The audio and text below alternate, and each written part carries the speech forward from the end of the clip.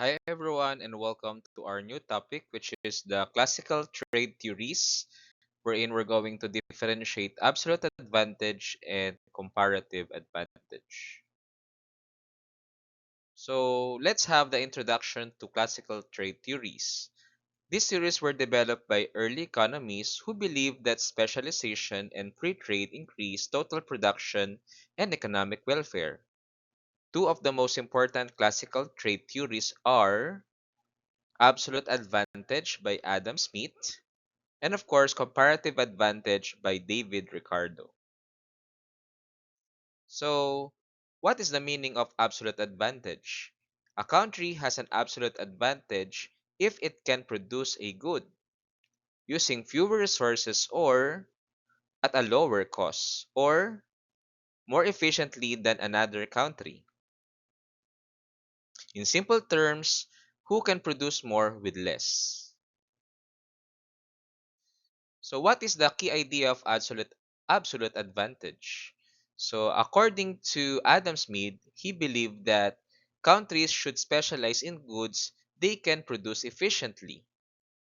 Countries should trade for goods they cannot produce efficiently. Trade increases overall output and wealth. So for example of absolute advantage. So we have this figure, as you can see, the country A, country B, then rice and cars. Country A produces more rice and more cars than country B. Country A has an absolute advantage in both goods. According to Adam Smith, country A should produce both goods, and country B should buy from country A. So what is the limitation of absolute advantage? The problem is, what if one country is better at producing everything? This limitation led to the development of comparative advantage. So what is the meaning of comparative advantage?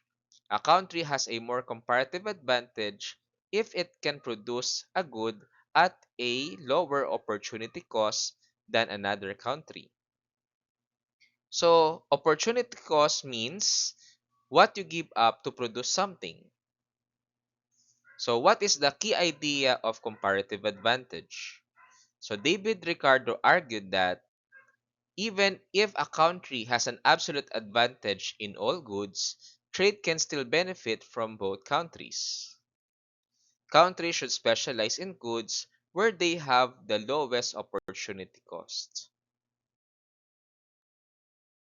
Example of comparative advantage. We have again country A and country B, then rice and cars. Opportunity cost calculation. Country A. Producing one car is equals to giving up 2 tons of rice. While country B, producing one car is giving up 1.5 tons of rice.